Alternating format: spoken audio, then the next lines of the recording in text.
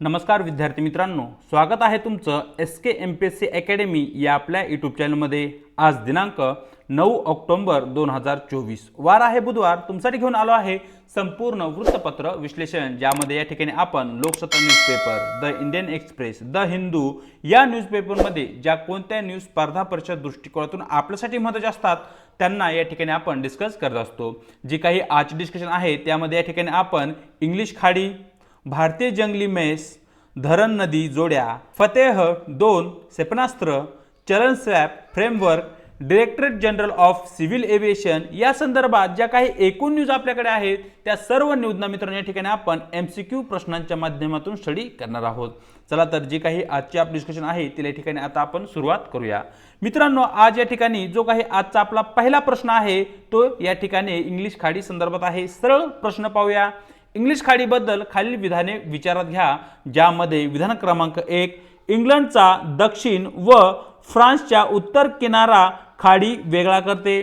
Number 2 चे विधान, पूर्वेला स्ट्रेट ऑफ डोवर येथे खाडी आणि उत्तर समुद्र जोडले आहेत।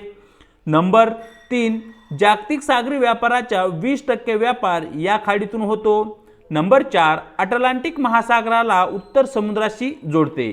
वरील विधानापैकी किती विधान बरोबर आहेत अशा प्रकारचा मित्रांनो या ठिकाणी आपल्याला प्रश्न विचारण्यात आलेला आहे। तर या ठिकाणी जी काही आपली विधानं आहेत त्या विधानांची चर्चा करण्याच्या अगोदर नेमकं जागतिक मॅप मध्ये जी इंग्लिश खाडी आहे ती कोठे आहे हे तुम्हाला या ठिकाणी माहिती असणं आवश्यक आहे। खाली तुम्ही शेवटची जी काही पिक्चर आहे त्या पिक्चर मध्ये पाहू शकता की या ठिकाणी युरोपचा जो काही खंड आहे तो युरोप खंड तुम्ही या ठिकाणी पाहू शकताय आणि या ठिकाणी मित्रांनो फ्रान्स आणि इंग्लंड देशाच्या मध्ये या ठिकाणी तुम्ही ही इंग्लिश खाडी या ठिकाणी पाहू शकताय। जो दुसरा मॅप आपल्याकडे आहे किंवा दुसरी पिक्चर आहे त्या पिक्चर मध्ये स्पष्टपणे तुम्हाला मित्रांनो या ठिकाणी इंग्लिश चॅनल हे युनायटेड किंगडम, ज्याला की या ठिकाणी आपण इंग्लंड या नावाने ओळखतो, या इंग्लंड आणि फ्रान्स या देशाच्या मध्ये असलेलं आपल्याला दिसतं। तर अशा प्रकारे जी काही इंग्लिश खाडी आहे तिचं जे काही लोकेशन आहे ते लोकेशन पाहिल्यानंतर जी काही आपली विधान आहे त्या विधानाची चर्चा करूया। या ठिकाणी मित्रांनो इंग्लंडचा जो काही दक्षिण किनारा आणि फ्रान्सचा जो काही उत्तर किनारा आहे तो मित्रांनो या ठिकाणी इंग्लिश खाडीने वेगळा केलेला आपल्याला दिसतो। त्याचबरोबर या ठिकाणी पूर्वेला स्ट्रेट ऑफ डोवर तुम्ही या ठिकाणी पाहू शकताय। स्ट्रेट ऑफ डोवर या ठिकाणी जी खाडी आहे ती उत्तर समुद्र आणि जी काही अटलांटिक समुद्र आहे यांना जोडण्याचं कार्य करते। म्हणजे या ठिकाणी विधान क्रमांक 1 आणि विधान क्रमांक 2 ही दोन्ही विधान मित्रांनो या ठिकाणी आपले अगदी बरोबर आहेत। या ठिकाणी या खाडीतून जागतिक व्यापाराच्या जवळपास 20% व्यापार मित्रांनो या खाडीतून होतो। म्हणजे विधान 3 ही या ठिकाणी आपला अगदी बरोबर आहे। आणि या ठिकाणी जो काही उत्तर समुद्र या ठिकाणी तुम्ही पाहू शकता, या उत्तर समुद्राला अटलांटिक महासागराशी जोडण्याचं कार्य या ठिकाणी इंग्लिश खाडीकडून करण्यात आलेलं आहे। अर्थातच विधान क्रमांक 4 ही मित्रांनो या ठिकाणी आपलं बरोबर राहील। परिणामी जो काही प्रश्न क्रमांक 1 आहे त्याचं योग्य उत्तर राहील पर्याय डी। वरील सर्वच्या सर्व विधानं आपली बरोबर आहेत। पाहूया प्रश्न क्रमांक 2 जो की मित्रांनो या ठिकाणी भारतीय जंगली म्हैस, ज्याला की या ठिकाणी आपण इंडियन वाईल्ड बफेलो या नावाने ओळखतो, त्या संदर्भात तो प्रश्न आहे। तो प्रश्न या ठिकाणी पाहूया। भारतीय जंगली म्हशीबद्दल खालील विधाने विचारात घ्या, ज्यामध्ये विधान क्रमांक 1 प्रामुख्याने गाळाच्या गवताळ प्रदेशात दलदलीत आणि स्वॅम्प मध्ये या म्हशी आढळतात। नंबर 2 IUCN रेड लिस्ट मध्ये संकटग्रस्त म्हणून सूचीबद्ध आहेत। नंबर 3 झारखंडचा राज्य प्राणी म्हणून या म्हशींना ओळख देण्यात आलेली आहे। वरील विधानापैकी एकूण आपली किती विधानं बरोबर आहेत अशा प्रकारचा आपल्याला या ठिकाणी प्रश्न विचारण्यात आलेला आहे। तर मित्रांनो या ठिकाणी भारतीय जंगली म्हैस, ज्याला की या ठिकाणी आपण इंडियन वाईल्ड बफेलो या नावाने ओळखतो, त्या इंडियन वाईल्ड बफेलो विषयी जर तुम्हाला माहिती असेल तर यांचं जे काही मुख्य निवासस्थान आहे ते प्रामुख्याने जो काही गाळाचा गवताळ प्रदेश असतो त्या प्रदेशामध्ये, त्याचबरोबर दलदलीचा प्रदेश आणि जो काही स्वॅम्प स्वरूपाचा प्रदेश असतो या प्रदेशामध्ये आपल्याला भारतीय जंगली म्हशीचं निवासस्थान किंवा त्यांचा जे काही अधिवास आहे तो अधिवास मित्रांनो त्या ठिकाणी आपल्याला आढळतो। त्याचबरोबर international union for conservation of nature ची जी काही रेड लिस्ट जारी होते त्या रेड लिस्ट मध्ये या ठिकाणी भारतीय जंगली म्हैस या संकटग्रस्त म्हणून या ठिकाणी सूचीबद्ध करण्यात आलेल्या आहेत। म्हणजेच मित्रांनो या ठिकाणी विधान क्रमांक 1 आणि विधान क्रमांक 2 या ठिकाणी आपलं अगदी बरोबर आहे, परंतु विधान क्रमांक 3 मित्रांनो या ठिकाणी आपलं चुकीचं राहील। भारतीय जंगली म्हैस ही छत्तीसगड या राज्याची मित्रांनो राज्य प्राणी म्हणून त्या ठिकाणी घोषित करण्यात आलेली आहे. झारखंड या राज्याची ती राज्य प्राणी म्हणून त्या ठिकाणी घोषित करण्यात आलेली नाहीये. विधान क्रमांक 3 चुकीचा असल्या कारणाने आपले योग्य उत्तर राहील पर्याय बी. वरील 3 विधानापैकी केवळ आपली 2च विधान मित्रांनो या ठिकाणी आपली बरोबर आहेत. पाहूया प्रश्न क्रमांक 3 जो की मित्रांनो या ठिकाणी धरण आणि ते धरण कोणत्या नदीवर आहे यांच्या जोड्या संदर्भात आहे. सरळ या ठिकाणी जो प्रश्न आहे तो प्रश्न पाहूया. खालीलपैकी कोणती जोडी बरोबर जुळवलेली आहे. या ठिकाणी एका बाजूला आपल्याला धरण देण्यात आलं आहे आणि दुसऱ्या बाजूला ते धरण कोणत्या नदीवर बांधण्यात आलं आहे या संदर्भात तुम्हाला ती नदी त्या ठिकाणी देण्यात आलेली आहे. पहिली जी जोडी आहे ती आहे हिराकूड धरण जे की या ठिकाणी मित्रांनो महानदीवर बांधण्यात आलं आहे. नंबर 2 चे धरण रणजित सागर धरण चंबळ नदीवर बांधण्यात आलं आहे आणि नंबर 3 मित्रांनो या ठिकाणी जे काही सुपा धरण आहे ते गोदावरी नदीवर बांधण्यात आलेलं आहे. योग्य पर्याय निवडून या ठिकाणी आपलं योग्य उत्तर निवडा असं या ठिकाणी आपल्याला प्रश्नामध्ये सांगण्यात आलेलं आहे. सर्वप्रथम या ठिकाणी जे काही हिराकूड धरण आहे याविषयी आपल्याला माहिती असणं आवश्यक आहे. सर्वप्रथम तुम्हाला माहिती असलं पाहिजे की हिराकूड धरण हे मातीचे धरण आहे, म्हणजे ज्याची जी काही भिंत आहे ती मातीची आहे आणि आपल्या भारतातील सर्वाधिक लांबीचे धरण म्हणून या ठिकाणी आपण हिराकूड धरणाकडे पाहतो आणि जगातील सर्वात लांबीचे मातीचे धरण म्हणून या ठिकाणी आपण हिराकूड धरणाकडे पाहताना दिसतो. या धरणाची जी काही लांबी आहे ती आहे मित्रांनो 25.7 किलोमीटर लांबीचे हे धरण असलेलं आपल्याला दिसतं आणि या धरणाची निर्मिती महानदीवर करण्यात आलेली आहे. महानदी ओडिसा या राज्यामध्ये या ठिकाणी आपल्याला हिराकूड धरण हे दिसते. म्हणजे या ठिकाणी क्रमांक 1 ची जी काही जोडी आहे ती योग्य प्रकारे या ठिकाणी जुळवण्यात आलेली आहे. नंबर 2 चे जे काही धरण आहे ते आहे रणजित सागर धरण. या धरणाची जी काही बांधणी आहे ती मित्रांनो या ठिकाणी रावी नदीवर करण्यात आलेली आहे. हे तुम्हाला या ठिकाणी माहिती असणं आवश्यक आहे. रावी नदीवर जे काही रणजित सागर धरण बांधण्यात आलं आहे ते या ठिकाणी पंजाब आणि जम्मू आणि काश्मीरची जी काही सीमावर्ती भाग आहे त्या भागामध्ये आपल्याला आढळतं.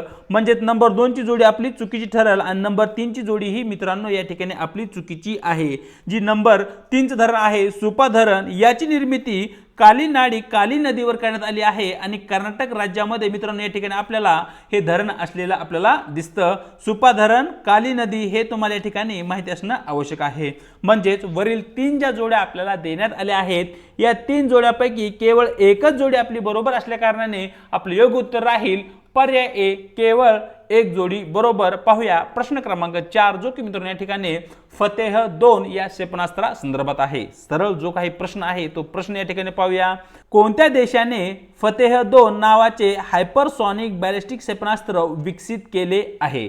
तर मित्रांनो या ठिकाणी अलीकडील काळामध्ये तुम्हाला माहिती असेल की इस्रायल आणि जो काही इराण देश आहे या 2 देशांमध्ये सध्या संघर्ष नव्याने सुरू झालेला आहे आणि या ठिकाणी अलीकडेच इराणकडून जो काही इस्रायल देश आहे या इस्रायल देशावर 180 फतेह 2 क्षेपणास्त्र त्या ठिकाणी डागण्यात आलेली आहेत. म्हणजे या ठिकाणी जे काही फतेह 2 हायपरसॉनिक बॅलिस्टिक क्षेपणास्त्र आहे त्याचा विकास इराण या देशाकडून करण्यात आलेला आहे. प्रश्न क्रमांक 4 चं योग्य उत्तर राहील पर्याय सी. पाहूया प्रश्न क्रमांक 5 जो की मित्रांनो या ठिकाणी चलन स्वॅप फ्रेमवर्क संदर्भात आहे. सरळ या ठिकाणी जो काही प्रश्न आहे तो प्रश्न पाहूया. खालील विधाने विचारात घ्या ज्यामध्ये विधान क्रमांक 1 चलन अदलाबदल ज्याला की या ठिकाणी मित्रांनो आपण चलन स्वॅप किंवा करन्सी स्वॅप असं म्हणतो करार ही सरकारसाठी चलनाचे अवमूल्यन टाळण्याची एक पद्धती आहे. Number 2 south Asian association for regional cooperation in short मध्ये ज्याला या ठिकाणी आपण सार्क संघटना म्हणतो चलन swap framework reserve bank of इंडियाला सार्क राष्ट्रांच्या मध्यवर्ती बँकासोबत द्विपक्षीय स्वॅप करार करण्याची परवानगी देते. वरीलपैकी कोणते विधान बरोबर आहे अशा प्रकारचा या ठिकाणी आपल्याला प्रश्न विचारण्यात आलेला आहे. सर्वप्रथम मित्रांनो या ठिकाणी जे काही करन्सी स्वॅप आहे हे करन्सी स्वॅप म्हणजे नेमकं काय याविषयी आपल्याला माहिती असणं आवश्यक आहे. फॉर एक्झाम्पल या ठिकाणी आपण 2 देशांचं उदाहरण घेऊया ज्यामध्ये एक असेल आपला भारत देश आणि दुसरा देश या ठिकाणी आपण जपान देश घेऊया ज्यांच्यासोबत या ठिकाणी आपण करन्सी स्वॅप काही प्रमाणात या ठिकाणी केलेलं आहे.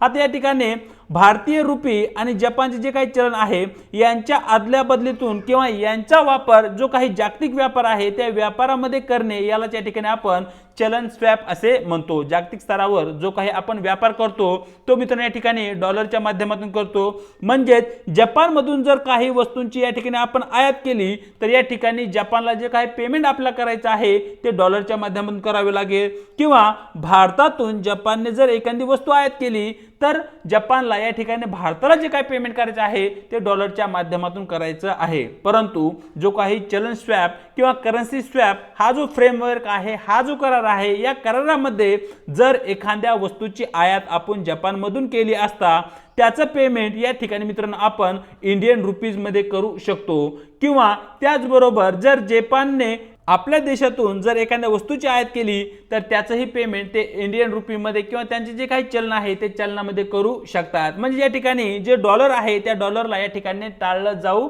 शकतं, हे या ठिकाणी आपल्यासाठी महत्त्वाचं आहे। आणि दुसरी गोष्ट म्हणजे या ठिकाणी मित्रांनो जे काही चलन स्वॅप आहे किंवा करन्सी स्वॅप आहे याचा जो मुख्य उद्देश आहे तो म्हणजे फॉरेन एक्सचेंज लिक्विडिटी जी आहे तिला या ठिकाणी स्टॅबिलाइज करणं आणि या ठिकाणी जे काही करन्सी रिस्क असतं ते रिस्क या ठिकाणी टाळणं हे महत्त्वाचं कार्य असलेलं आपल्याला दिसतं। या ठिकाणी जे काही चलनाचं अवमूल्यन आहे ते बाजारावर अवलंबून असतं, करन्सी स्वॅपचा आणि त्यांचा कसल्याही प्रकारचा संबंध असलेला आपल्याला या ठिकाणी दिसत नाही।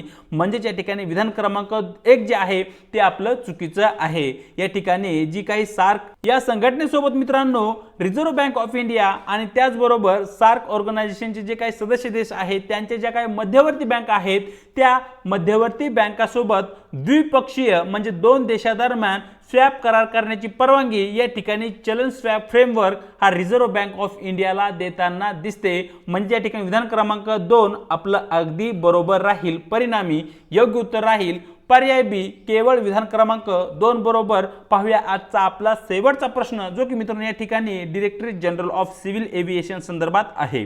सरळ जो काही प्रश्न आहे तो प्रश्न पाहूया।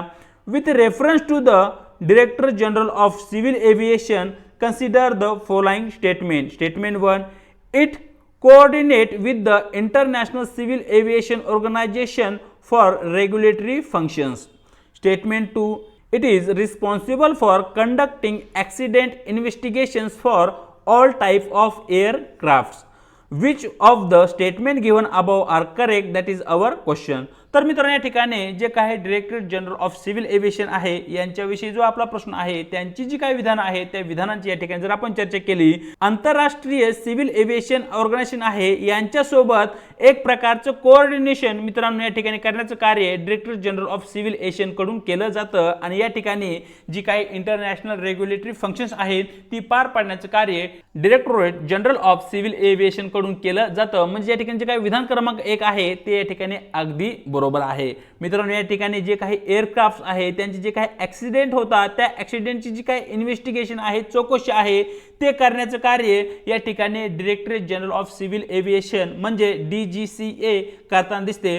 परंतु या ठिकाणी तुम्हाला एक माहिती असलं पाहिजे की जे काही स्मॉल एअरक्राफ्ट आहे त्यांचं जे काही ऍक्सिडेंट होतात, अपघात होतात, केवळ त्या स्मॉल एअरक्राफ्टच्या ऍक्सिडेंटची जी काही इन्व्हेस्टिगेशन आहे तीच इन्व्हेस्टिगेशन या ठिकाणी directorate general of Civil aviation करू शकतात आणि जे काही लार्ज एअरक्राफ्ट आहेत त्यांची जी काही चौकशी आहे, त्यांच्या अपघाताची जी काही चौकशी आहे ती चौकशी मित्रांनो या ठिकाणी एअरक्राफ्ट ऍक्सिडेंट इन्व्हेस्टिगेशन जे ब्युरो आहे गव्हर्नमेंट ऑफ इंडियाचं त्यांच्याकडून ती केली जाते। म्हणजे या ठिकाणी विधान क्रमांक 2 आपलं चुकीचं ठरणार आहे। परिणामी आपलं योग्य उत्तर राहील पर्याय ए, केवळ विधान क्रमांक 1 बरोबर।